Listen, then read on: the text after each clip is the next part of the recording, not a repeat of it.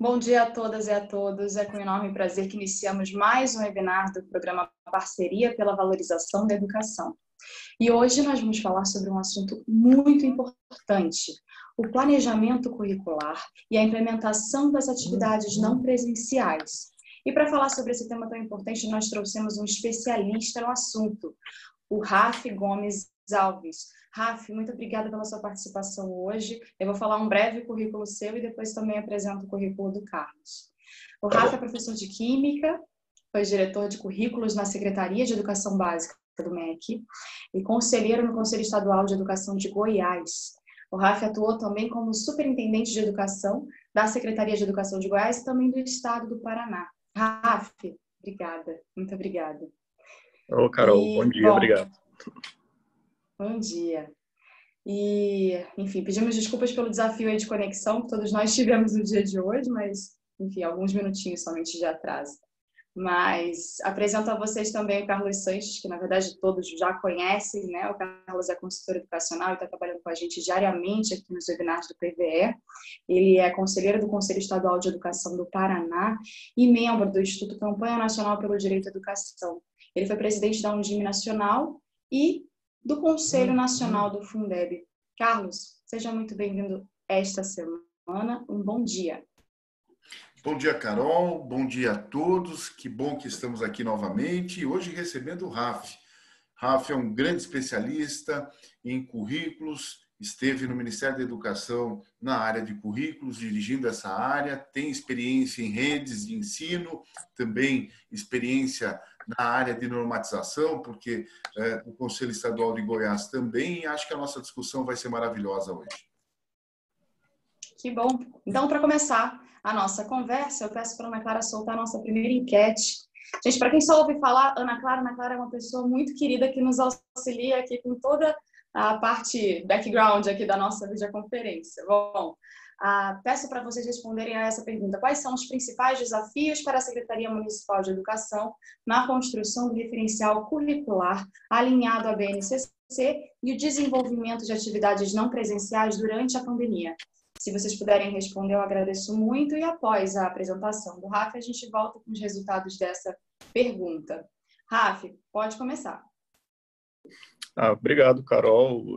Obrigado também, Carlos, né, acho que pela oportunidade.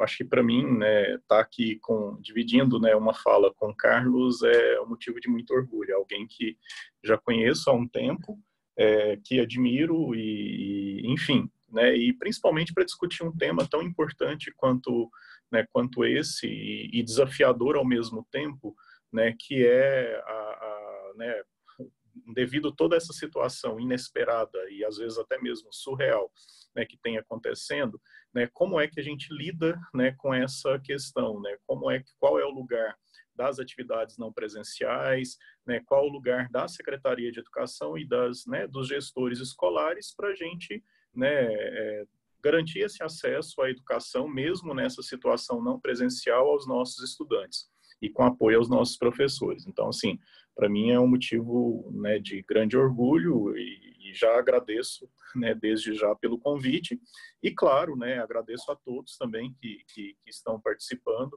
né, para a gente conversar. A ideia aqui, né, eu combinei um pouco isso com o Carlos, e Carlos, fica à vontade para fazer também intervenções, tá, por favor, mas pensar numa apresentação não tão tradicional, né, a gente tentar fazer um bate-papo mesmo, e é isso, né? Como se diz, a ideia é um bate-papo de pessoas que trabalham em gestão, né? Que está ali no desafio do dia a dia de como, né, garantir esse acesso à educação, mesmo com todas as dificuldades, mesmo que a gente não estivesse nada preparado para isso, né? Mesmo que a gente nunca imaginou, né, tivesse imaginado nessa vida que algum dia a gente ia apoiar tanto, né, em atividades não presenciais. Então, é um momento novo para todo mundo. Eu acho que o diálogo e as perguntas também, eu acho que, né, darão talvez o tom para essa conversa. É isso. Carlos, como é que a gente faz aqui?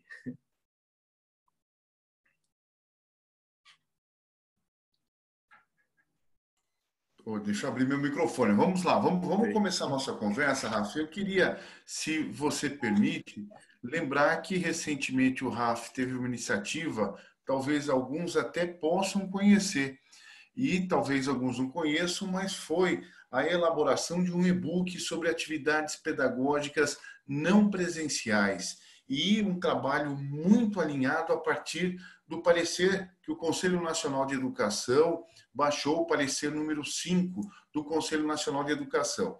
E, Rafi, eu queria, então, aproveitando este e-book, e a gente vai disponibilizar o endereço para que todos possam acessar, que você inicialmente pudesse fazer uma fala sobre como vencer nesse momento o desafio de implementar o seu referencial, implementar o seu currículo municipal com base no referencial curricular, se nós estamos com as nossas atividades em tese um pouco distanciadas, não temos a possibilidade de nos reunirmos com professores, com equipes pedagógicas das escolas e as secretarias que ainda não iniciaram o processo, até a nossa enquete vai perguntar isso, mas as secretarias que não iniciaram esse processo de construção efetiva do seu referencial curricular municipal têm um trabalho gigante, desafiador nesse momento. Então, de início, eu queria que você pudesse falar um pouco sobre esse desafio,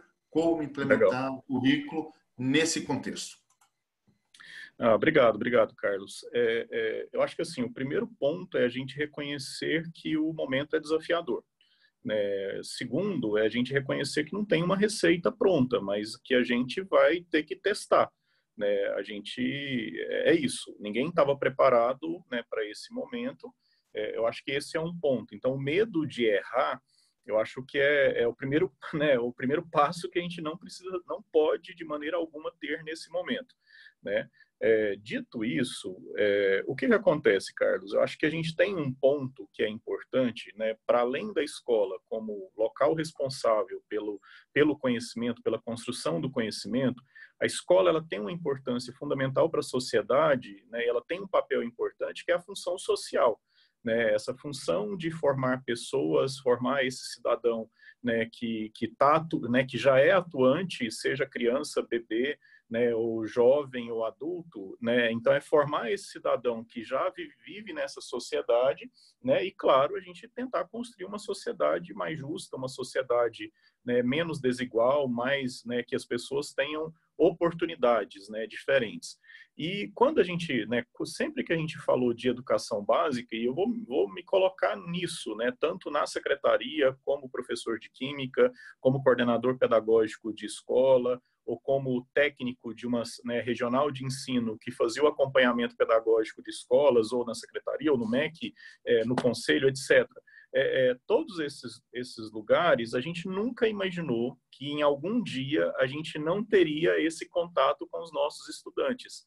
Eu acho que a gente foi preparado para pensar uma educação presencial, principalmente pensando a educação básica. E as atividades não presenciais é algo super novo. Mas, por outro lado, o que acontece? A gente sabe bem que se a gente, primeiro, a gente tem um desafio agora de, mesmo nessa situação, mesmo com toda a defasagem, mesmo com a dificuldade de acesso que os estudantes possuem, mesmo com a dificuldade que muitos familiares às vezes têm para acompanhar a aprendizagem dos estudantes, mesmo com todo esse, esse ponto e vírgula que a gente tem, vários outros pontos e vírgulas que nós teremos, o fato da gente estar próximo dos nossos estudantes e das famílias, ele é extremamente estratégico. A gente sabe que ainda, principalmente as famílias, a gente tem ainda um desafio de fazer com que as pessoas entendam a importância da escola, que entendam essa importância. Existem motivos, às vezes, alguns, claro, que entendem, em alguns lugares até a maioria, em outros lugares essa maioria compreende isso porque a escola teve um papel importante nesse convencimento, nessa conscientização, mas isso não é uma regra. Então, se a gente afasta dessa família, se a gente afasta desse estudante também, a chance que a gente tem de perder esse estudante para algum outro lugar vai ser muito grande. né? Em algum momento as aulas, né, as atividades presenciais, elas vão retornar, né? Sejam com todos os alunos ou faseado com parte dos estudantes, considerando, né, as regras de distanciamento social, que a gente ainda não tem uma dimensão de como é que isso será, mas em algum momento essas aulas vão, né, vão retomar, né? Seja no momento que a vacina surgir ou, né, né, outros avanços, né, que as autoridades em saúde vão nos orientar, né, que é quem tem né, a premissa, né, para esse ponto. Então, em algum momento, essas atividades vão voltar. Se a gente afasta dos estudantes, né, se nós afastamos nesse momento dos nossos estudantes, dos nossos professores né, e das famílias, vamos pensar assim, a chance desse estudante retornar vai ser muito baixa, né? Então, acho que existe um ponto, um desafio forte agora, que é, olha, primeiro, a gente, né, a sociedade, ela nos paga, né, por uma oferta de um serviço, né? Esse serviço que é essencial, e me desculpa aqui estar falando de serviço, mas eu vou falar para pensar isso de um jeito um pouco mais objetivo, que a sociedade paga e ela, né, para isso ela tem um esforço grande, né, pensando em impostos, né, e etc.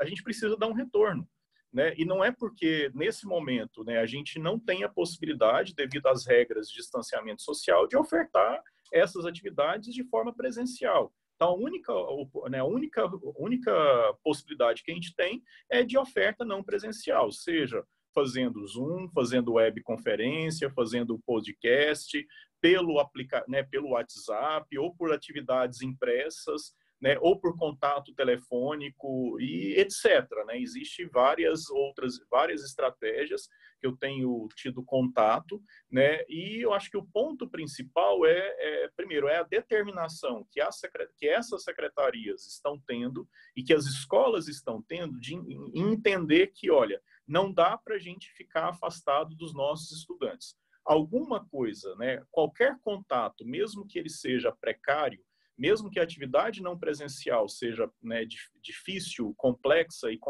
para alguns alunos, principalmente até mais do que para esses alunos, para alguns alunos, e não pensando só conectividade, esse contato, algum contato, ele é melhor do que nada, né? Então, acho que esse é o ponto.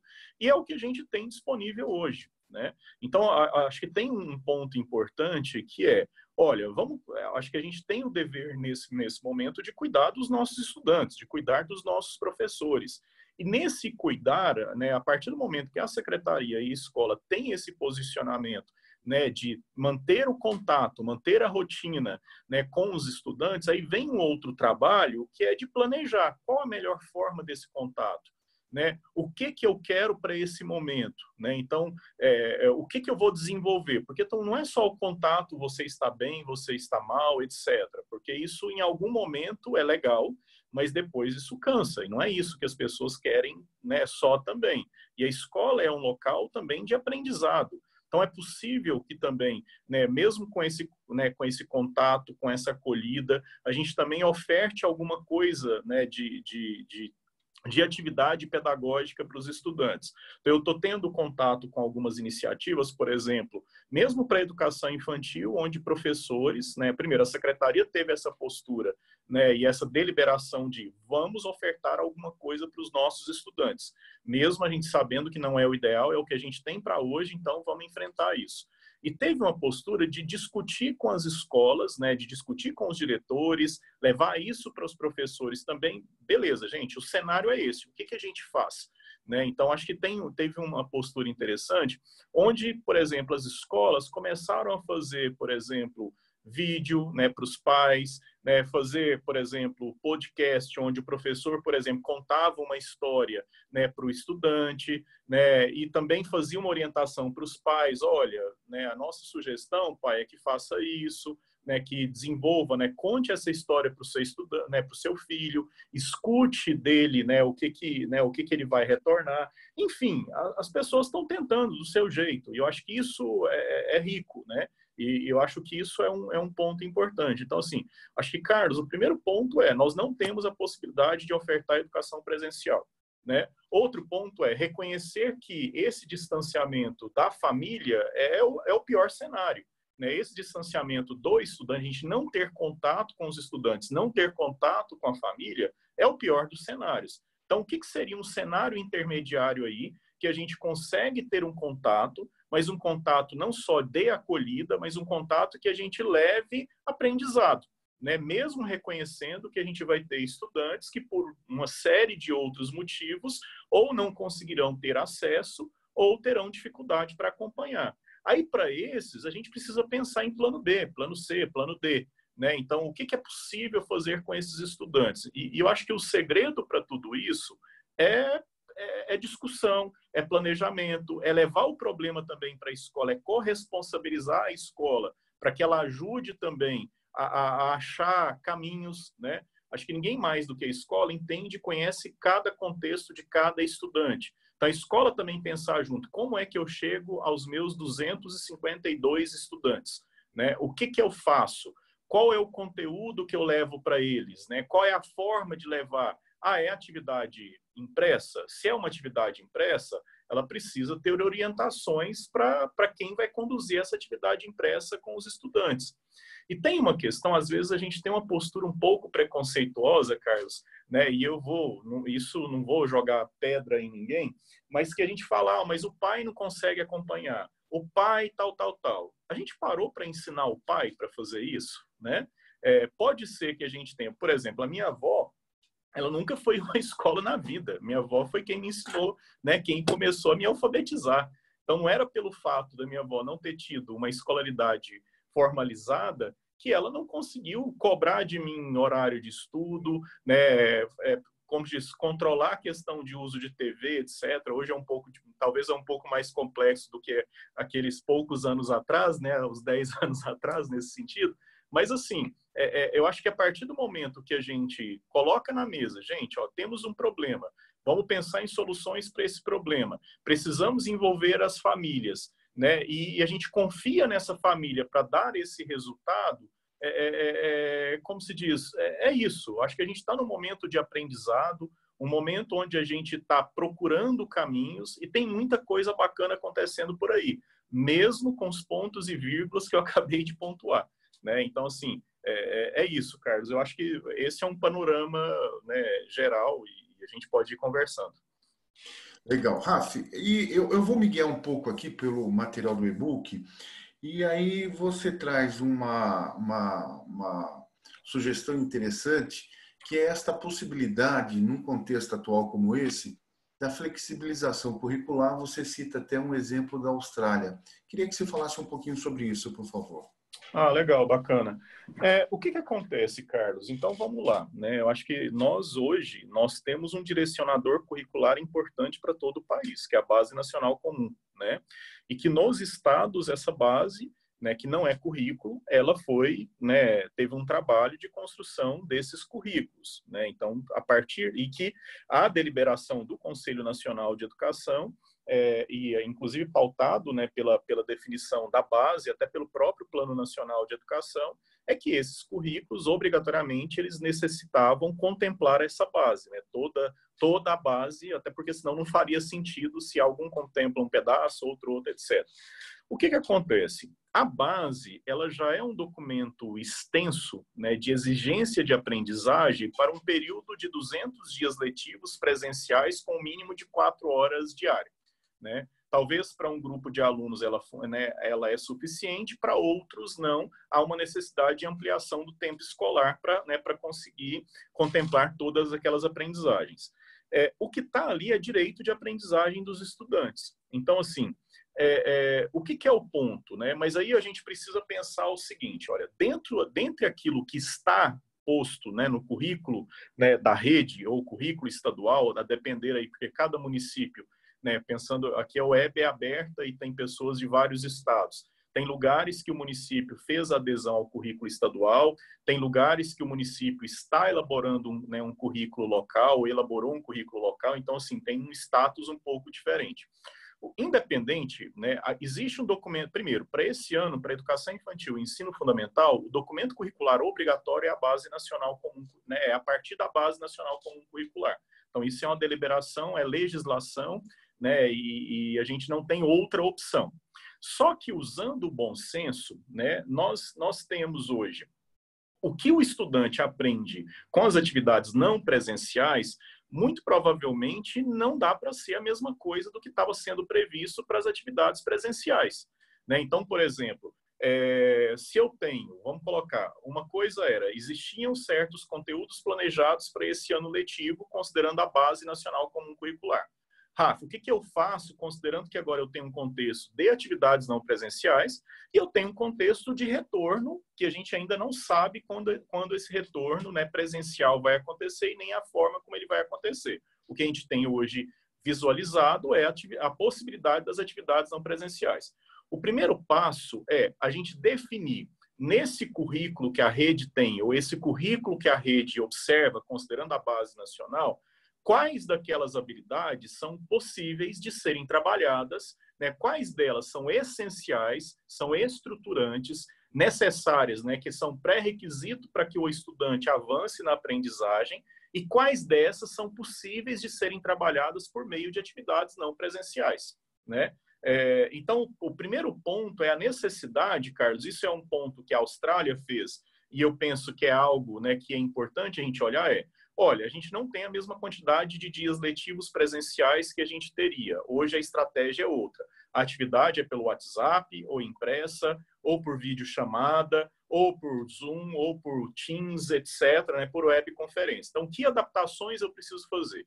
A primeira adaptação é um recorte daquele currículo, de olhar o que é essencial, olhando para aquele documento curricular, o que é essencial de tudo que está aqui, para que a gente faça, né, para que a secretaria, junto com as escolas também, faça um planejamento olhando para aquilo que é essencial e pensando tanto as atividades não presenciais, mas também pensando no futuro uma transição para as atividades presenciais ou híbridas, né? Muito provavelmente o início do retorno ele vai continuar, se olhar o contexto de hoje, esse retorno, quando ele acontecer, ele não vai ser o retorno de todos os estudantes todos os dias na escola, né? Antes, até a gente ter uma vacina, provavelmente, se esse retorno acontecer, pelo menos é nessa linha que os estados estão e municípios também estão planejando, é um retorno com parte dos estudantes a cada dia. Então, se é parte dos estudantes presencial a cada dia, ainda nós teremos a necessidade de continuar com as atividades não presenciais,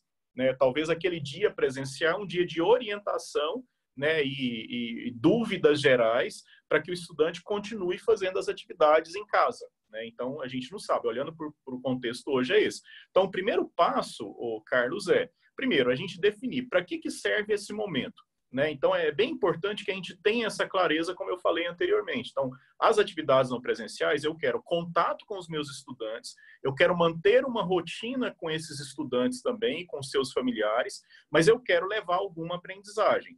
Para essa alguma aprendizagem, né, que é direito que o estudante tem acesso, a gente vai fazer a partir do quê? De um recorte do currículo. Não dá para ser todo aquele currículo. Então, eu vi, por exemplo, algumas redes que a forma que continuou... me desculpa, tem hora que eu tenho que colocar, porque eu estou fazendo no meu celular, tá, gente? Então, aí eu preciso virar aqui, tá? Me desculpa. Mas, assim, tem um ponto que é importante, que é a gente entender, né, que nesse momento eu preciso fazer um recorte desse currículo. Como é que eu faço esse recorte desse currículo? Né? Combinando, ou é pela equipe técnica da secretaria, mas eu sei que existem, né, a grande parte das secretarias de educação são secretarias muito enxutas, muito pequenas, que muitas vezes não têm essa equipe técnica. Se não tem, são com os professores, é fazer um trabalho, né? O trabalho continua, né? E dá para fazer isso de forma semipresencial. É pegar ali alguns professores que são os professores de maior referência na rede, né? Se a rede tiver uma escola, lindo, né? E é uma escola só. Se a rede tiver 10, 15, 20, 30, é fazer um trabalho de buscar esses professores, né? Aqueles que são de maior referência entre os professores, e fazer um trabalho de recorte. Gente, olha, o que é essencial que o meu aluno saiba aqui no primeiro ano do ensino fundamental, no segundo ano do fundamental, no terceiro? E a partir disso eu tenho um currículo que as atividades não presenciais precisam voltar para esse currículo. E essas atividades podem ser elaboradas, né, qual que é a sugestão? Elas podem ser elaboradas de forma conjunta pela secretaria, com esse grupo, ou ela pode ser, ou a secretaria toma uma posição que é, gente, o currículo está aqui, que foi construído, né, por nós, com a participação ou não, né, aí é uma deliberação que o secretário tem, e eu sempre oriento que, né, e sugiro que envolva a rede para construir, porque senão as pessoas não se apropriam, e a chance de dar um caldo melhor é maior do que a gente fazer isso sozinho, porque as contribuições elas virão, né? E depois então tem uma questão, ou a secretaria produz essas atividades, né? Ou a secretaria também que disponibiliza as atividades para a escola trabalhar com os estudantes, ou a secretaria define, em conjunto com as escolas, esse currículo e orienta que cada professor desenvolva as atividades com seus estudantes.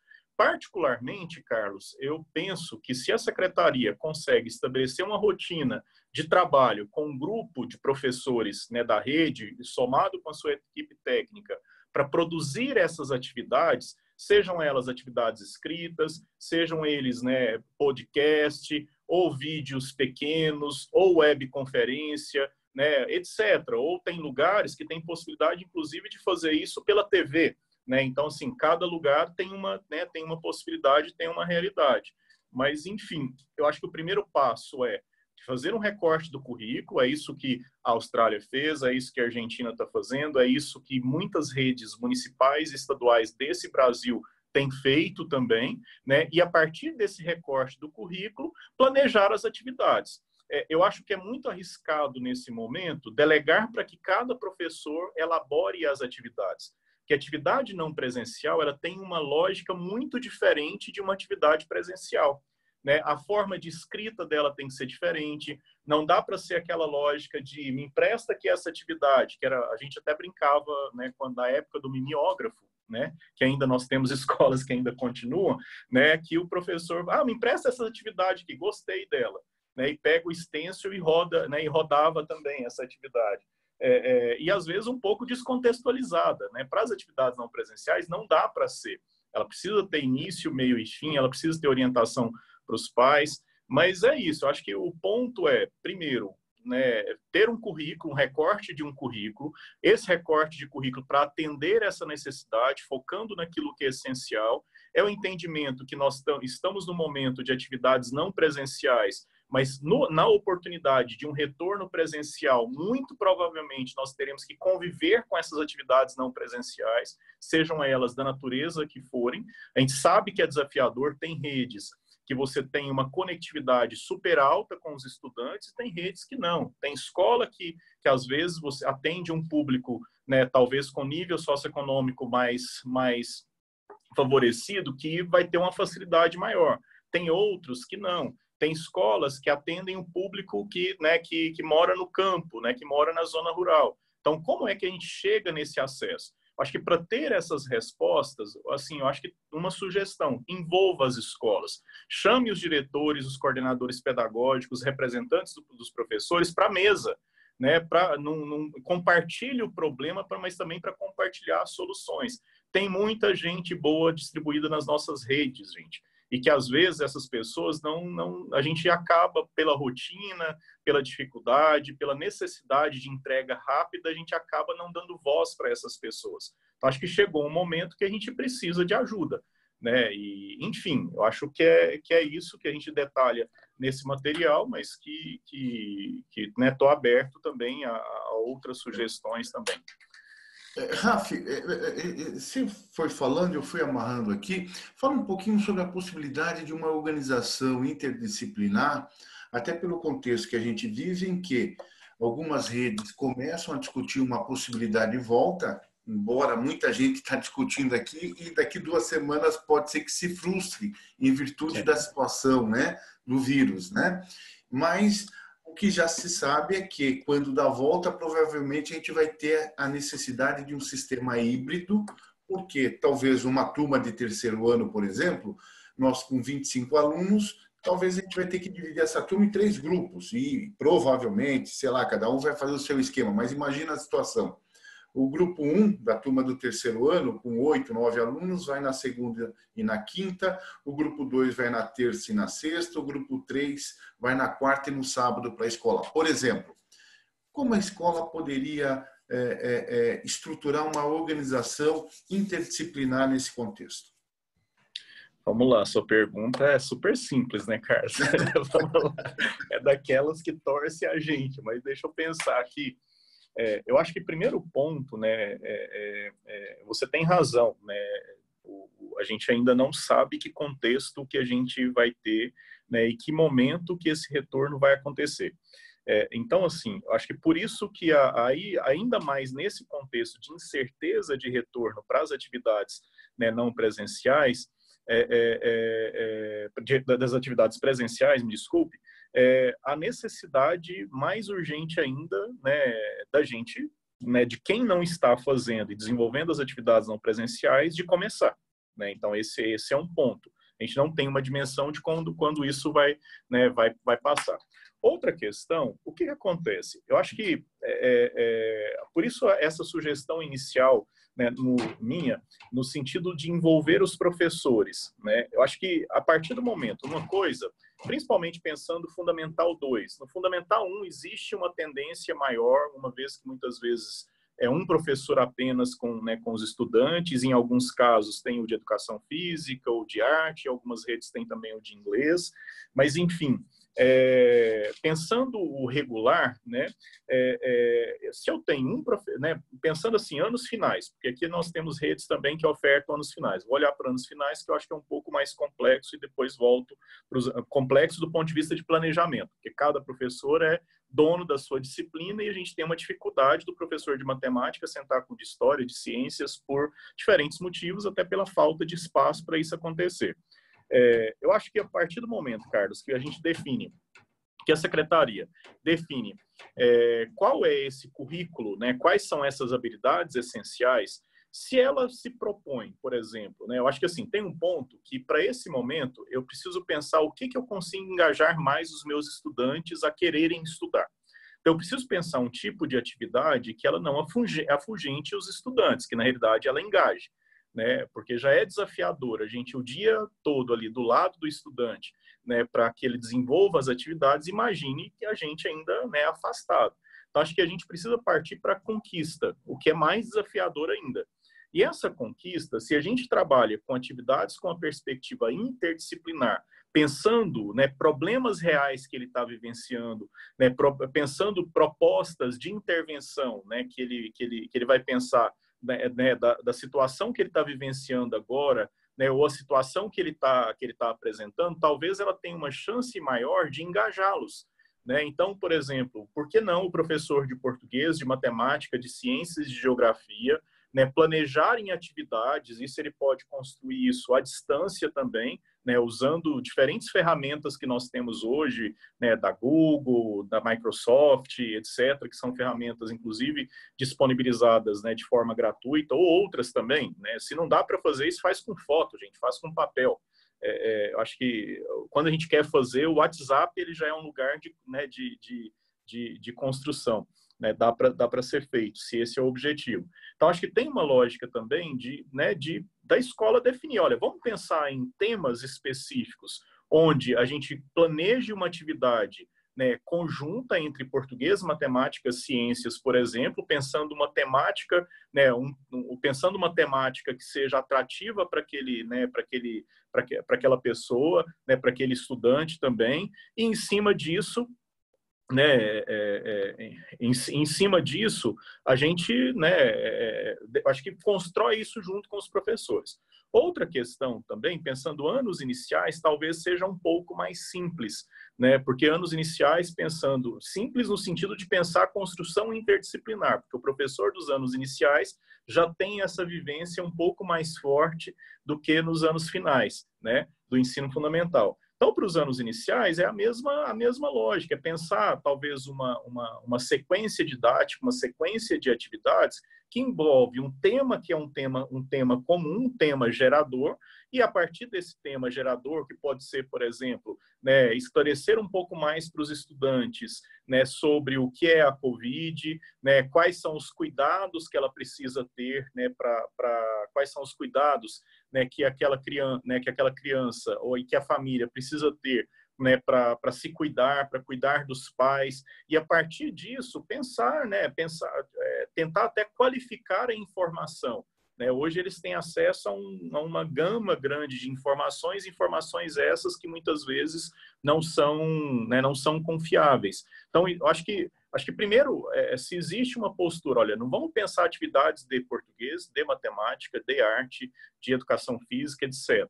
Se a gente pensa assim, a chance da gente fazer com que os estudantes façam isso de uma forma não engajada vai ser muito grande. Então, uma alternativa é tentar pensar atividades que sejam temáticas, interdisciplinares. Anos iniciais é o professor produzindo nessa lógica e anos finais seria, né, a provocação para que a gente tivesse professores, né, de diferentes componentes também trabalhando juntos. Enfim, eu acho que é nessa lógica, Carlos, que a gente precisa pensar que esse estudante, a gente está longe dele, né? Então, se ele está longe, a gente precisa pensar também em formas de engajá-los a desenvolver as atividades. Agora, Carol, será que a Ana já tem o resultado da enquete? Porque eu tenho duas questões aqui que são da mesma forma como esta última, Rafa, um pouquinho complexas. Mas acho que é legal a gente ver um pouco o resultado da enquete. O que você acha, Carol? Opa, já veio. Ótimo. Vamos lá. Os principais desafios para a Secretaria Municipal de Educação na construção do referencial curricular. Com 60% das atividades orientadas pela Secretaria desenvolvidas pelas equipes das escolas e professores durante a pandemia estão alinhadas ao novo currículo da rede municipal. Que boa notícia, né? Muito boa notícia. E com 22% ainda estamos discutindo o referencial curricular estadual para estruturar o currículo do município. Enfim, tem as outras respostas inferiores. Rafa e Carlos, boa notícia. O que vocês acham? Se vocês puderem discutir um pouquinho sobre esses resultados. Bacana. Achei alto, hein, Rafa? Achei muito alto o resultado. Que bom, fiquei muito feliz. Sim. É sinal, né? Eu acho que tem um ponto, né, Carlos? A partir desse ano, né, pensando um contexto sem Covid, né, esse é um ano de obrigatoriedade da implementação da base nas escolas, né? Então, tanto na educação infantil quanto no ensino fundamental. No ensino médio, ainda não, né? O ensino médio é a partir de 2022.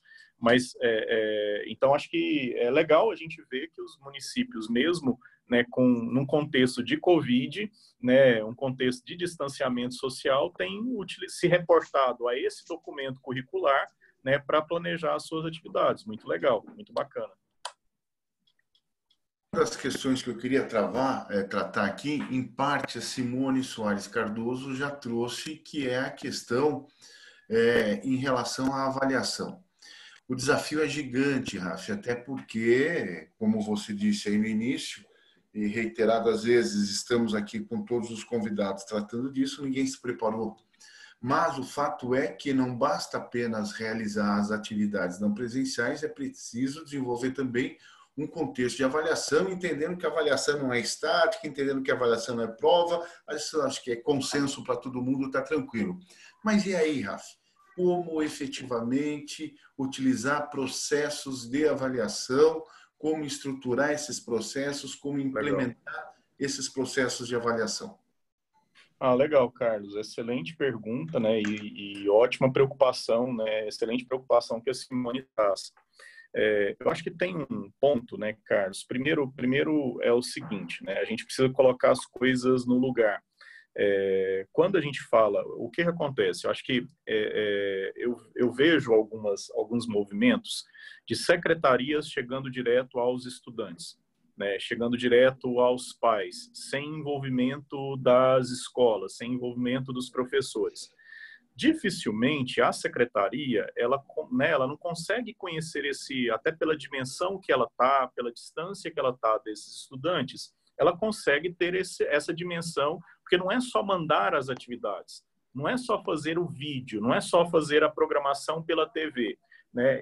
Tem que ter um outro passo. A secretaria pode até fazer isso, acho que isso não é um problema, né? Não é um problema, mas ela precisa pensar numa estratégia de como envolver as escolas, como cada professor, qual é a rotina que cada professor terá com os seus estudantes, né? Até para acompanhar. Né? Porque uma coisa, se a gente produz uma videoaula ou se produz uma atividade escrita, então, para esse momento agora de atividades não presenciais, é importante que a gente tenha um retorno dessas atividades, que a gente entenda o que os estudantes conseguiram fazer, o que os estudantes estão, né, como se diz, conseguindo entregar, quais são as dúvidas que eles estão apresentando, até para que isso sirva. Então, esse acompanhamento, né, tete a tete, individual, com cada estudante, para entender o que cada estudante está conseguindo produzir e quais são as suas dificuldades, ele é um elemento importantíssimo para mim pensar, para que eu consiga pensar, né, a segunda atividade.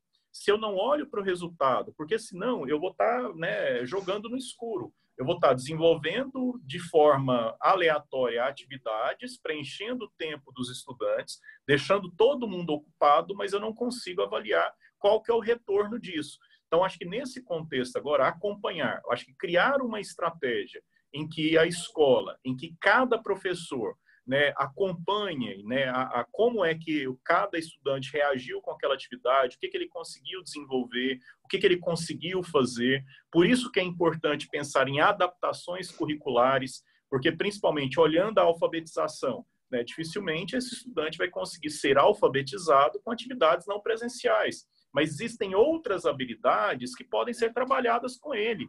Né? Talvez tenha atividades, né, relacionadas a autoconhecimento, atividades relacionadas, por exemplo, à empatia, atividades relacionadas também à leitura de mundo, à interpretação, à escuta de textos, de histórias, à criação de histórias, né? Criação de forma oral também de histórias. Então, existem habilidades que são possíveis de serem desenvolvidas pelos estudantes à distância, né? À distância não, de forma não presencial. É o que a gente tem hoje. Então, por isso a necessidade de fazer o recorte do currículo, para olhar quais daquelas habilidades o estudante consegue desenvolver por meio de atividades não presenciais. Mas, além disso, né, acompanhar como é que foi esse desfecho, o que o estudante conseguiu, o que foi a dificuldade, é pré-requisito, é importantíssimo, né, e é necessário, não tem como pensar diferente, para que a gente consiga replanejar, né, pensar a próxima atividade, pensar a próxima intervenção. Talvez um grupo de 3 alunos, eu vou ter que pensar algum tipo de estratégia com ele. Talvez tem 5 alunos aqui que eu não tive feedback algum se eles estão ou não estão devolvendo. Para esses 5 alunos, talvez tenha uma necessidade do diretor, junto com o professor, junto com o coordenador pedagógico, entrar em contato com esses pais para entender o que está acontecendo, para entender o porquê que não fez, para ver se precisa de ajuda. Talvez desses 5, tem 2 que falam, não está fazendo porque não quero que faça. Para esses, existe conselho tutelar, existe Ministério Público também, existem outras situações que a gente precisa também responsabilizar as pessoas, né? Então, assim, acho que acompanhar, né, ter esse feedback, se o estudante está fazendo, Carlos, é extremamente importante. E, Simone, acho que além desse ponto, a gente acompanhar esse momento durante a execução das atividades não presenciais, acho que é importante a Secretaria também pensar em instrumentos para a oportunidade desse retorno presencial, né, para a gente entender de forma mais. Então, assim, se o estudante, né, independente se o retorno ele vai ser, primeiro, a gente não sabe quando ele vai acontecer, mas quando ele for autorizado e quando ele acontecer e da forma como ele acontecer, é importante que a gente tenha um diagnóstico para entender né, qual que é o ponto de partida que os meus estudantes saem depois desse processo. Pode ser que esse processo de atividades não presenciais, eles conseguiram aprender alguma coisa. Então, não dá para desconsiderar esse período.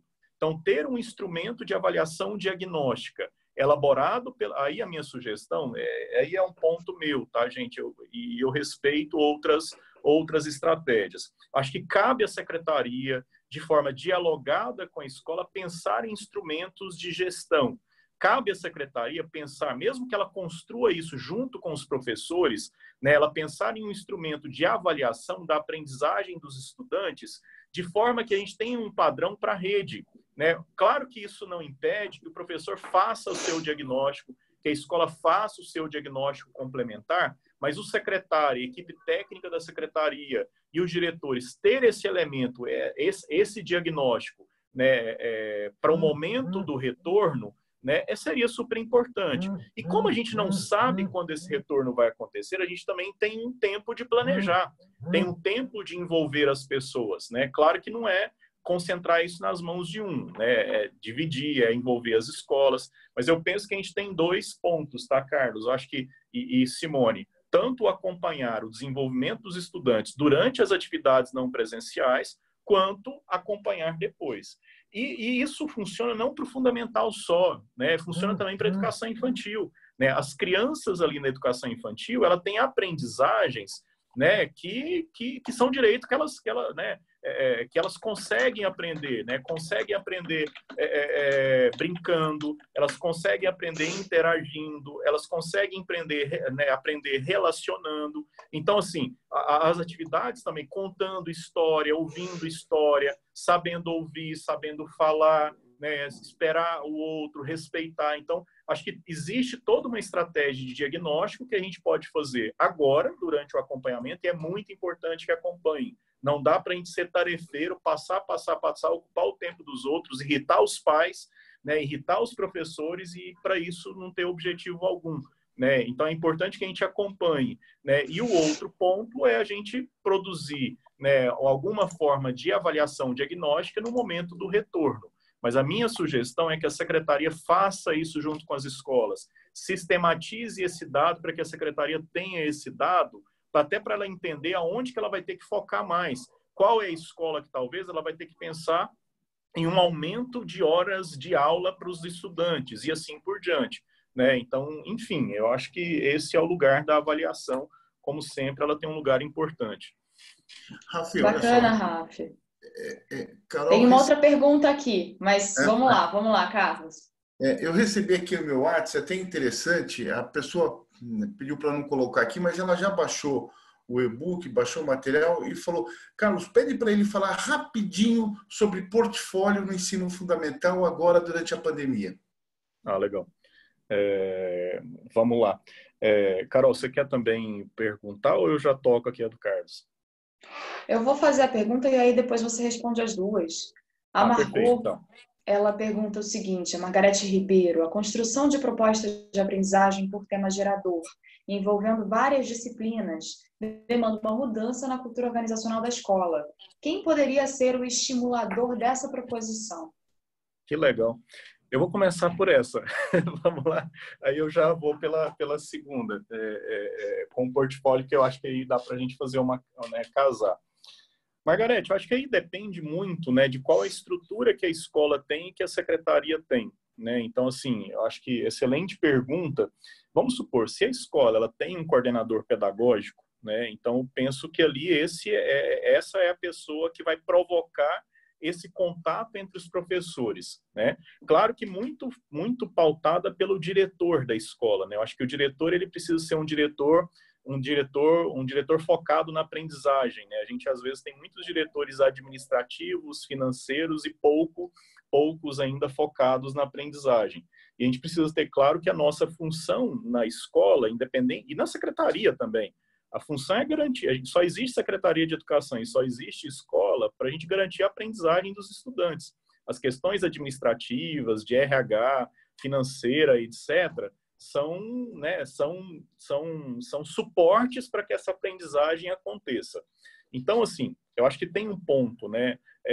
Pensando aqui, eu acho que a Secretaria de Educação, voltando aqui na sua pergunta, acho que a Secretaria de Educação tem um papel importante de provocar para que essas atividades aconteçam. Ela tem um papel importante também de discutir isso e formar as pessoas, né, de como elaborar uma atividade, né, uma atividade pensando o tema gerador, né, o que é um tema gerador, qual que é o meio e a estratégia para fazer isso. Mas dentro da escola, né, para mim é a figura do diretor puxando pelo coordenador pedagógico. Se a escola não tiver coordenador pedagógico, isso é uma realidade de muitas redes, né? Você tem um professor, né? Então, assim, aí é o diretor da escola mesmo que puxa junto com os professores, talvez elege um professor ali para ser o coordenador dessa frente durante esse período, né? E ter uma rotina de planejamento, que é discussão, planejamento. Agora, nesse momento, Rafa, mas como que a gente vai planejar se as pessoas não estão juntas, né? A gente não está junto fisicamente, mas à distância a gente consegue. Hoje a gente, né, seja usando o celular, por exemplo, o WhatsApp, a gente consegue fazer grupos, né? A gente pode fazer videochamada pelo WhatsApp, em grupos, né? Eu não lembro para quantas pessoas a gente consegue, mas tem ali, né? Existem outras plataformas também, da Google, essa que a gente está utilizando, que é o Zoom. O Zoom só tem um ponto, tá, gente? A gente consegue ficar até 40 minutos. Mas não tem problema, fica 40 minutos, depois entra novamente. Eu mesmo não pago o Zoom, eu uso dessa forma. Então, quando a gente entra numa reunião, a reunião tem mais do que 40 minutos, a gente já sabe que hora que fechou, caiu, volta de novo no mesmo link e a gente continua a vida, né?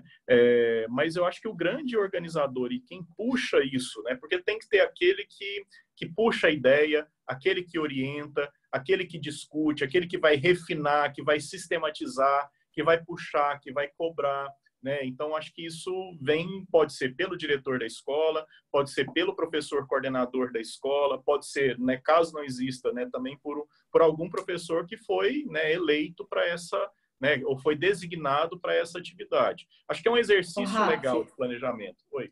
Só lembrando, né, que na mediação que os municípios do PVE estão fazendo, existem informações a esse respeito. Então, as consultorias fazem as formações e esses elementos agregam e podem ser discutidos com os formadores. Então, a gente já oferece esse tipo de apoio, obviamente que os outros municípios não, e essas recomendações são super válidas, mas eu acho que é importante lembrar que a gente oferece essa consultoria e esse apoio, e os formadores eles estão a todo momento atuando aí nos municípios junto com as equipes de gestão escolar e gestão educacional justamente para ajudá-los. Então, se tiverem qualquer dúvida, obviamente que as videoconferências nos ajudam, mas os formadores estão a um clique aí do WhatsApp, se necessário for, né?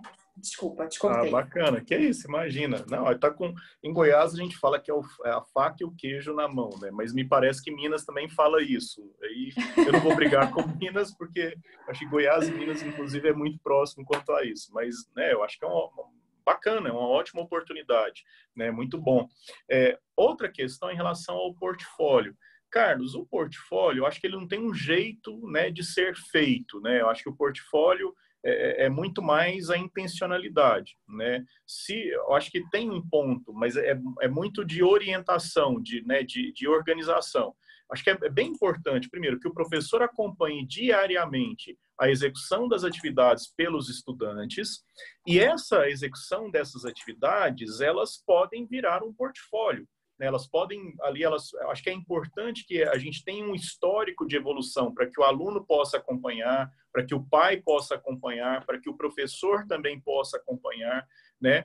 Seja esse portfólio com a organização das atividades, né? Com elas ali, como se diz, mapeadas, ou com registro do professor, né? Porque o professor também, quando você faz o mapeamento de como foi o desempenho dos estudantes, o que ele conseguiu, o que ele não conseguiu, é importante que o professor tenha o seu instrumento de registro.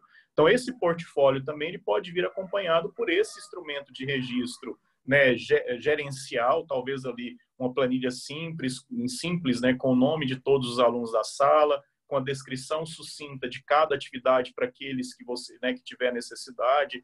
Precisa ser sucinto, porque senão o professor também não consegue, né, desenvolver. Mas, enfim, o portfólio é um instrumento, e foi bacana que o parecer do Conselho Nacional de Educação, inclusive, se reportou ao uso de portfólio como instrumento de avaliação dos estudantes também, né? Então, isso, e no documento, eu até detalho um pouco mais sobre ele.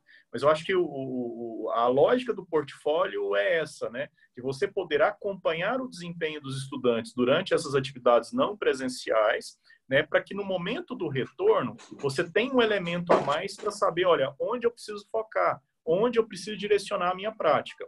Agora, ele também, Carlos, ele não substitui essa avaliação diagnóstica, né? Eu acho que ele é um instrumento, porque essas atividades a gente também não sabe como elas foram feitas, né? Se teve muita intervenção do familiar ou pouca, né? Se de fato aquela produção é uma produção que foi autônoma do estudante ou não.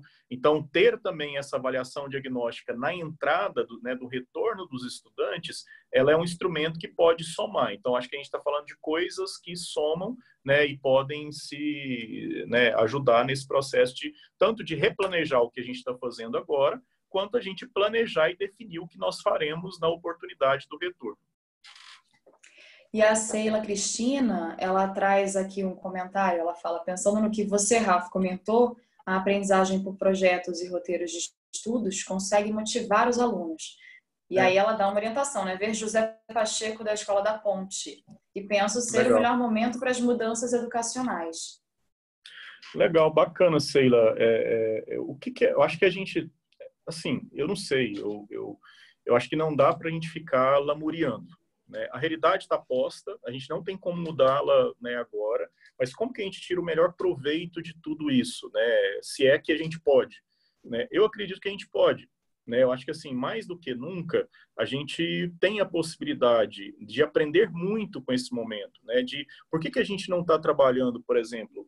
Acho que esse é um momento que a gente pode começar a incentivar os nossos professores e a secretaria também planejar estratégias de uso de tecnologia para as frentes formativas, de uso de tecnologia para comunicar a escola de um jeito mais próximo, né, de uso de tecnologia para a gente fazer grupos de estudo com os professores, né, para usar essas ferramentas também. Então, assim, esse exercício, né, da construção de projeto, da construção de atividades a partir de tema gerador, é uma oportunidade ímpar que a gente tem de colocar professores de diferentes escolas, por exemplo, através de grupos de trabalho focados e com apoio da secretaria, que eu acho que é bem importante que a secretaria se faça presente, né, como responsável pela aprendizagem dos estudantes também, como ela de também pensar, né, de como a gente consegue ofertar e chegar aos nossos professores com qualidade, potencializando o planejamento entre eles. E eu concordo com o que a Sheila, né, colocou, é desafiador, é uma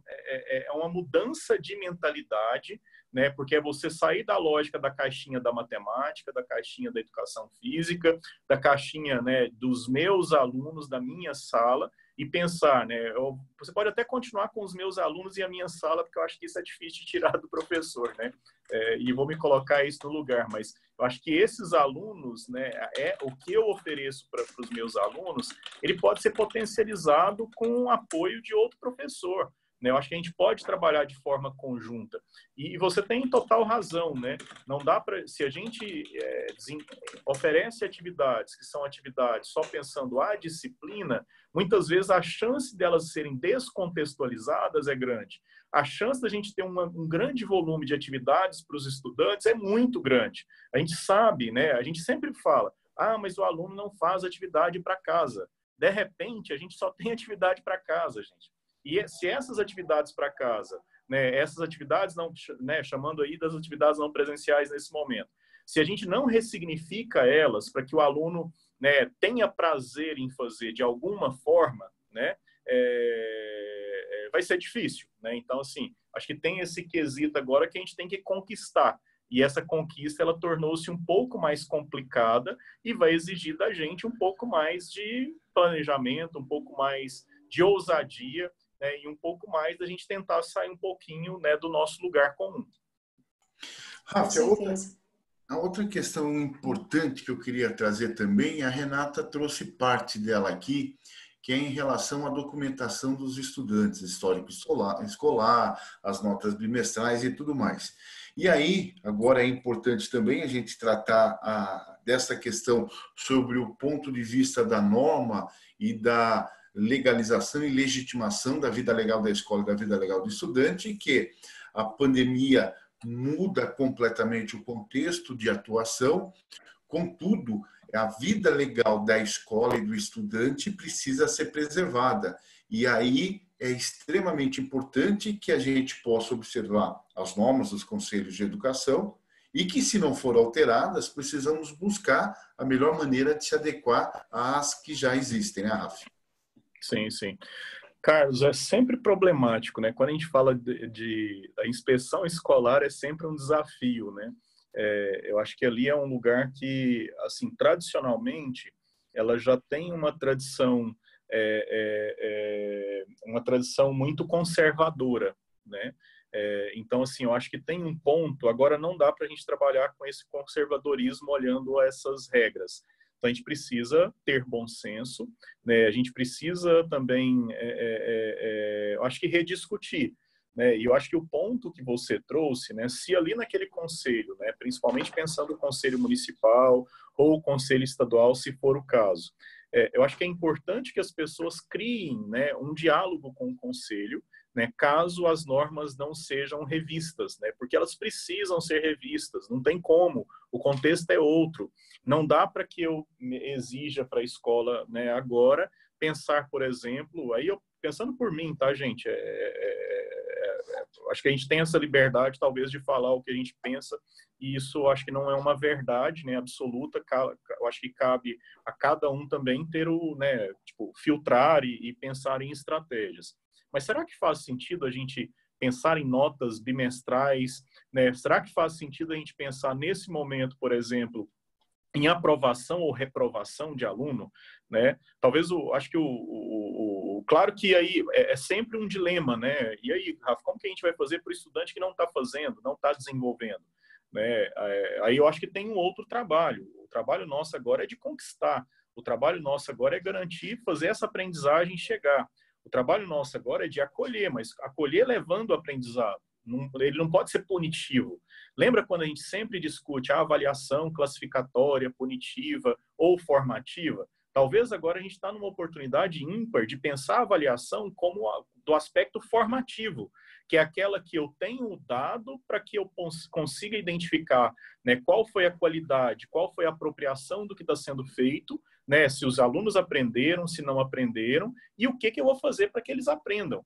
Né, se é entrar em contato com os pais, porque os pais, em algum momento, não estão dando a devida atenção, ok, mas isso precisa ser feito com cuidado, né, porque eu também posso, né, dependendo da forma como eu faço isso, se ela for agressiva, eu tenho uma chance muito maior do pai tirar esse aluno da escola, né, e pronto, e fica aí. Aí a gente está prejudicando uma criança e talvez uma geração, né, então a gente precisa ser feito com muito cuidado, né, então assim, acho que talvez, Carlos, e uma recomendação, uma sugestão, né?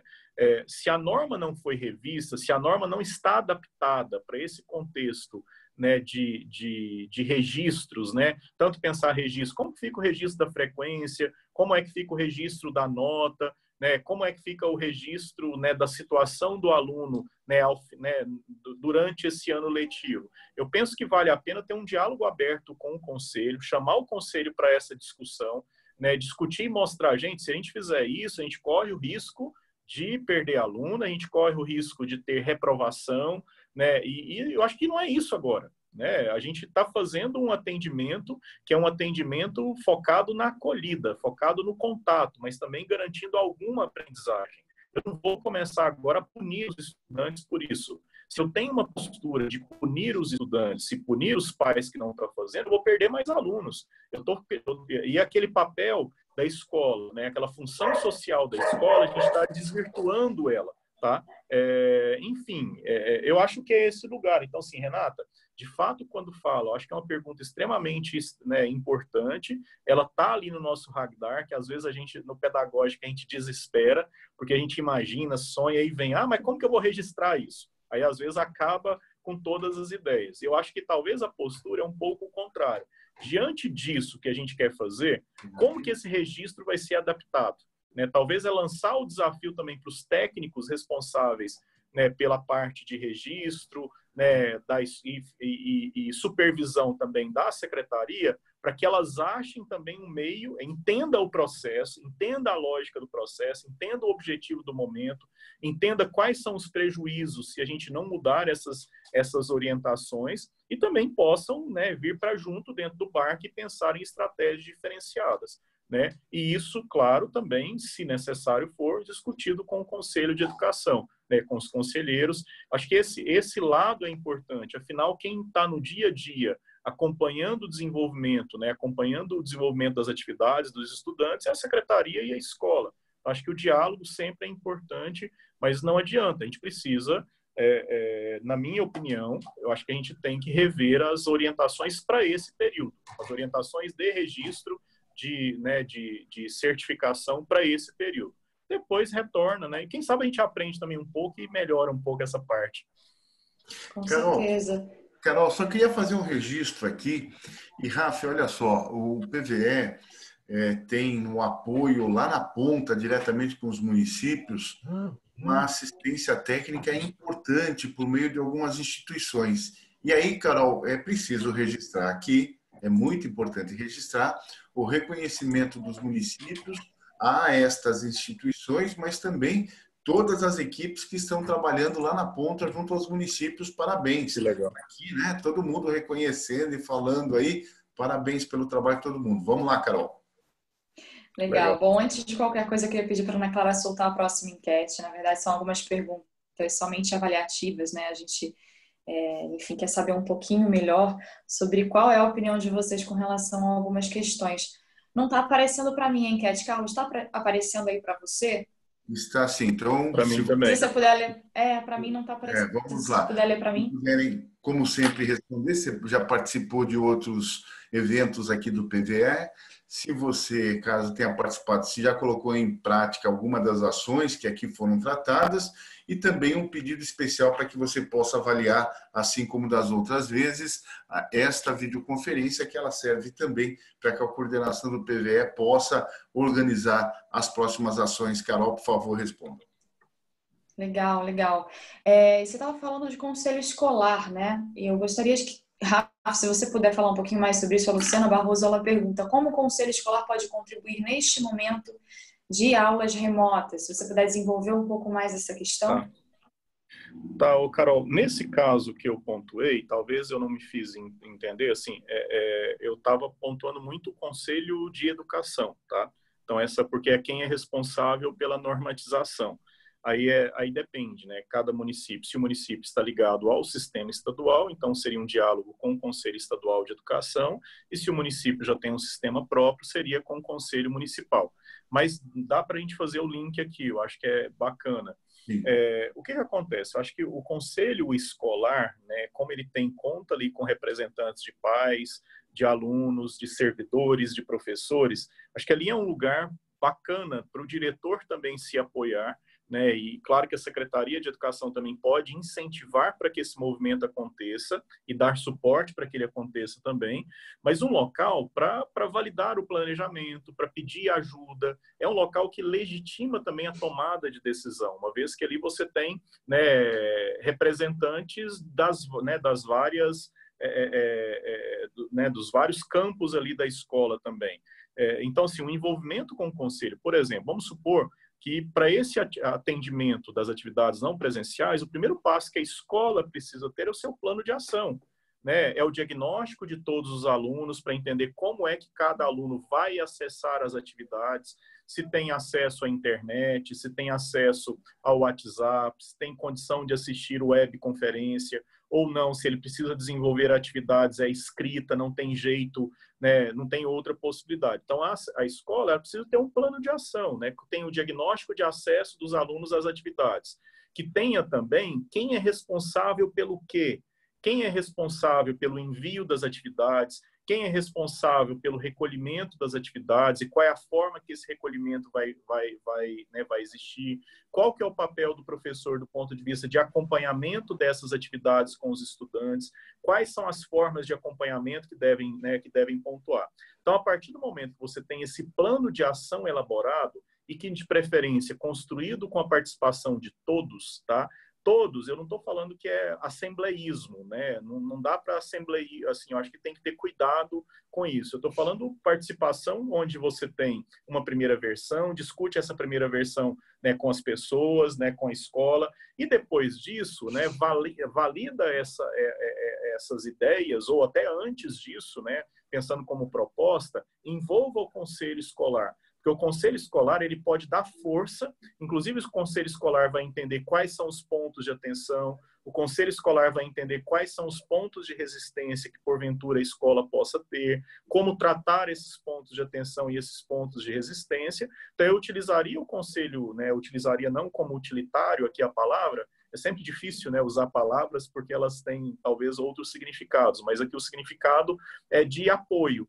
Né? Eu usaria essa relação com o conselho escolar, né, da escola, como ponto de apoio para referendar as ações. Né? Claro que eles também, nesse referendar, eles podem também querer participar da tomada de decisão. Ok, eu acho que isso qualifica, inclusive fortalece a tomada de decisão, mas eu penso que seja esse envolvimento nesse formato, tá? Para que as pessoas estejam, primeiro, sabendo o que vai acontecer e também sendo um ponto de apoio e reforço. Legal.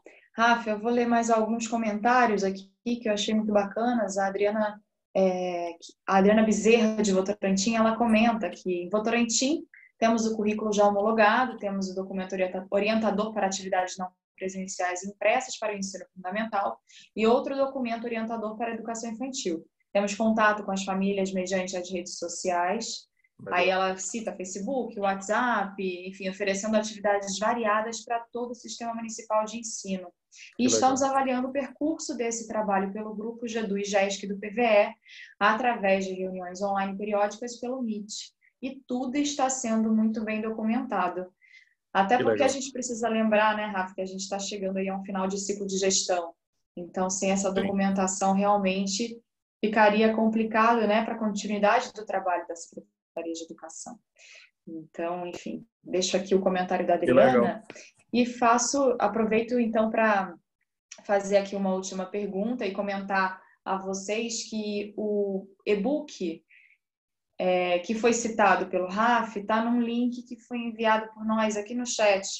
Carlos, acho que você mandou só para os palestrantes. Se você puder enviar para todos, e aí vocês podem acessar, está num link, um post que o Raf fez pelo LinkedIn, né? E aí a gente termina aqui o webinar com um último comentário, né? E, na verdade, um agradecimento também ao Rafa. Muito obrigada aí pela sua presença, pela sua participação hoje. Para nós é um imenso prazer ter você aqui conosco. Rafa, nós temos reduzido as nossas videoconferências, então, antes as videoconferências eram diárias, agora a gente está fazendo uma vez por semana. Mas a gente está escolhendo a dedo os nossos convidados e você foi muito bem escolhido. Eu agradeço demais. E aí eu tenho um comentário também da Antônia, que ela fala que é uma das funções do Conselho Escolar no que se refere à questão pedagógica e agradece muito pela sua fala, muito obrigada, né? E um outro comentário também que na escola, que essa pessoa faz, é porque não dá para ver o nome porque a pessoa entra pelo celular, mas ela fala, na escola a gente fez um cronograma para turmas para que os pais possam retirar e fazer a devolutiva do material, mas infelizmente eles não respeitam o cronograma. Então acho que se você puder explorar um pouquinho mais esse relacionamento com a família e como driblar essas situações, acho que seria bacana para a gente fazer um encerramento. E aí também peço para o Carlos, se quiser deixar umas últimas palavras, fiquem à vontade. Tá bom, Carol. Eu que agradeço, né, o convite, agradeço ao Carlos, né, pelo convite. Como eu falei no início, Carlos é alguém que eu tenho um respeito muito grande. E a gente conheceu em outras épocas da Undime, e também aqui no Conselho, né, o Carlos é conselheiro do Conselho Estadual do Paraná, foi um grande apoiador, né, crítico, mas apoiador, né, para que a gente qualificasse as ações da secretaria, e crítico no bom sentido, crítico propositivo, e foi muito, muito bacana. Então tá aqui é um motivo de um grande orgulho. Quanto à questão, Carol, em relação ao envolvimento, acho que assim, só um ponto da Adriana, talvez valeria a pena, Adriana, porque eu acho que o Votorantim tem toda uma estrutura, né, que às vezes alguns municípios não têm. Que bom que você está usando essa estrutura muito bem, né, porque tem muita gente que tem estrutura e não usa também, né, então assim, parabéns por isso. Mas talvez valha a pena até compartilhar com outros, né, com outros municípios. E quando eu falo compartilhar os documentos, entendeu? É difícil produzir documento, é difícil produzir roteiro, é difícil, tem muitos municípios que são muito sozinhos, né? É eu, secretário e ponto. Então, talvez valha a pena. Voltando para a questão do envolvimento, então, só uma provocação mesmo, tá? Acho que só um ponto, envolvimento com os pais. Cara, a gente precisa confiar nos pais, não dá. né? A gente não tem outra saída, e principalmente nesse momento, mesmo aqueles que têm dificuldade. Eu nunca esqueço, uma vez eu acompanhava na Secretaria Municipal de Goiânia, eu era técnico de uma regional de ensino que acompanhava um grupo de 7 escolas. E tinha um estudante do 2º ano do fundamental que não conseguia aprender, ele não sabia ler, ele não sabia escrever o nome dele, aquela dificuldade toda e a professora era super engajada e preocupada. E teve um dia que eu coloquei, falei, professora, vamos tentar envolver os pais? De cara ela falou, não, nem adianta. Não adianta, o pai não sabe ler, não vai ajudar. E assim, aí eu entendi o momento dela, né? Mas eu não desisti, eu sou meio que quando eu quero alguma coisa eu vou atrás. Aí eu voltei para conversar com ela. E nessa conversa ela aceitou. Falei, vamos chamar o pai para a gente entender, para a gente conversar com ele, colocar a nossa preocupação. Acho que só o fato da gente demonstrar a nossa preocupação para ele, né, o pai vai sentir, né, ele vai pensar algum jeito e a gente vai achar um caminho. E foi o que aconteceu. Aí a gente marcou o dia do pai e eu fui novamente para a escola para acompanhar. E foi muito legal a conversa. Não precisou de 1 minuto para a professora já mudar a opinião dela sobre o pai, né? Então, o pai era um pai que era sozinho, que cuidava da criança, ele era cabeleireiro e cuidava, tal. Só que ele não sabia o que ele tinha que fazer, ele não sabia nem ele sabia que o filho não estava alfabetizado, mas ele não sabia, né, o que poderia ser feito.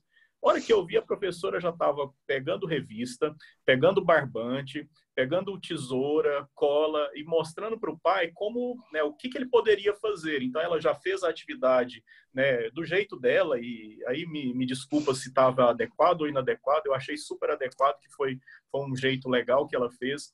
Ela fez as atividades e falou, pai, ele tem dificuldade hoje na coordenação motora fina. Então, você vai pegar, ajudar, tá aqui a revista para ele recortar, tá aqui também o barbante para você, né, contornar as letras. Enfim, gente, eu sei que depois de 1 mês esse menino já estava escrevendo o nome dele, né? E é isso, assim, entendeu? Então, acho que essa barreira de envolver com os pais, de acreditar com os pais, ensinar aos pais como eles podem, né, ajudar os filhos, é um papel que a gente tem que fazer. Vai ter gente que a gente não vai conseguir acessar? Vai. Né? Tem gente que talvez a gente vai ter que tomar outras providências e pedir ajuda para assistência social do município, ou pedir ajuda para o conselho tutelar, ou pedir ajuda para o Ministério Público, ou pedir ajuda para Deus, sei lá. Né? Mas assim, eu acho que deixar a gente... eu acho que é confiar nos pais e dar, né, e ajudar, e cobrar, né, mas cobrar com jeito, com empatia, com cuidado. Acho que a gente não perde, né? Claro que esse passo ele é difícil. A gente fala que a gente quer o pai junto da escola, mas a hora que o pai vai para a escola a gente não quer porque ele está, né, apurriando. Então assim, a gente precisa romper um pouco com isso e atuar. Vale a pena. Acho que eu nunca perdi nada. Eu tenho até outra evidência minha também enquanto professor, que eu tinha uma aluna que todo mundo falava que ela não dava certo, que ela era isso, aquilo outro. Então, eu já recebi o diagnóstico dela antes de começar. E eu nunca esqueço dessa aluna, porque eu combinei. E, de fato, ela era muito difícil. Ela não prestava atenção na aula, ela não ficava dentro de sala de aula, ela era extremamente violenta, etc. Eu combinei com a mãe. Eu falei, mãe, isso não me agrada. Assim, eu não estou satisfeito com isso. Eu acho que a sua filha... Ela, até lembro o nome dela ainda, isso foi em 97, 97 exatamente. Né? Eu lembro que eu combinei com a mãe e falei, mãe, vamos pensar, todo dia eu vou colocar uma observação no caderno dela, e todo dia a senhora vai ler essa observação. Claro que aí a minha estratégia não foi falar mal dela, minha estratégia foi ressaltar aquilo de bom que a Cleide tinha feito, mesmo que fosse pouco. Gente, essa menina mudou, até o caderno dela ficou bonito, caderno que ela nem tinha. Enfim, então acho que é isso, tá? Eu acho que não tem receita, mas eu acho que se a gente confia e pede ajuda, a gente acha que precisa primeiro romper o nosso preconceito, né? E vamos lá. É isso, e obrigado a todos, obrigado pelo convite e a todos que acompanharam, né? E é isso, um grande abraço. Que legal, Raf, muito bom ter você, obrigado por aceitar nosso convite. Eu tinha certeza que seria uma conversa maravilhosa, e aqui estão as manifestações de todo mundo, e é bacana quando a gente tem essa experiência pedagógica, a experiência da gestão alinhadas numa fala tão clara, tão maravilhosa como foi essa. Obrigado realmente. Carol, apenas lembrar que na semana que vem nós teremos a presença do... Um minutinho. Antes de qualquer coisa, a gente vai fazer essa semana, a semana que vem é um pouquinho diferente. Isso. Porque a gente está fazendo uma vez por semana, uma vez a cada 15, que a gente tinha imaginado para o mês de julho. Entretanto, porém, a gente sabe que tem alguns municípios que estão retomando ou já fazendo o seu planejamento para a retomada das aulas. Então, o PVE, nessa semana que vem, traz uma série de novidades para vocês para que a semana seja muito produtiva. E não só a semana que vem, mas a gente vai dar um intervalo depois de mais uma semana. E na outra, a gente também vai trazer 3 convidados para falar sobre todo o ambiente dessa retomada, dessa reorganização de calendário escolar. Então, sim, para o público em geral, na semana que vem vamos ter webinars em momentos diferentes, né? A gente está fazendo quarta-feira, mas vai ser terça e sexta-feira. Por quê? Quinta-feira aqui em São Paulo temos o feriado de 9 de julho. Então, a gente resolveu colocar esses 2 dias de webinar. Carlos, pode chamar aí para os convidados. Desculpa te interromper. Muita gente tinha pedido e a gente ajustou, então, com o presidente da Undime. Na terça-feira, o Luiz Miguel estará aqui para falar sobre as orientações da Undime sobre esse retorno e também vai tratar de questões importantes, como a votação da medida provisória 934, onde a Câmara votou, já está lá no nosso grupo do PVE, a questão da tramitação do Fundeb, que é extremamente importante, né, Rafa? E a Undime pediu e participa conosco na vídeo de terça. Continua lá, Carol. E na sexta-feira, gente, a Cláudia Coestin vai estar presente novamente aqui conosco para falar sobre como organizar a recuperação da aprendizagem. Então, teremos aí esses 2 nomes super importantes a partir da próxima semana. E também eu gostaria de deixar um lembrete. Nós vamos utilizar uma nova plataforma a partir da semana que vem, que vai ser a plataforma Webex da Cisco. Fizemos uma parceria com eles e a partir da semana que vem, então, vamos usar essa nova plataforma. A gente vai enviar para vocês, junto com o card da semana que vem, uma orientação de como fazer a utilização dessa plataforma, com o passo a passo, de uma maneira bem didática. Então, a gente, após essa videoconferência, a gente vai fazer uma matéria contando um pouco sobre o que aconteceu aqui, com o link da gravação dessa videoconferência, para quem não teve a oportunidade de assistir agora, o e-book que o Rafa elaborou, né? O material que ele utilizou para fazer essa apresentação aqui hoje e também com todas as indicações de como utilizar a plataforma Webex a partir da semana que vem. Só tenho a agradecer, Carlos, Rafa, muito obrigada aí pela presença de vocês. Para nós é uma satisfação poder estar fazendo novamente essa videoconferência. E a gente sentiu tanta saudade, né, Carlos, de fazer a videoconferência diária que a gente está tomando aí. Não é fácil. Um pouquinho. Pois é, a gente acabou se acostumando com esse formato, né? Mas agradeço muito a presença de vocês, desejo a todos e a todas vocês uma ótima semana e até então a próxima terça-feira, dia 8, com Luiz Miguel Garcia, presidente da Undime Nacional. Um grande abraço a vocês e até lá. Tchau, tchau. Um abraço, até mais, gente. Tchau, tchau. Um abraço a todos. Até mais, um abraço. Tchau, tchau.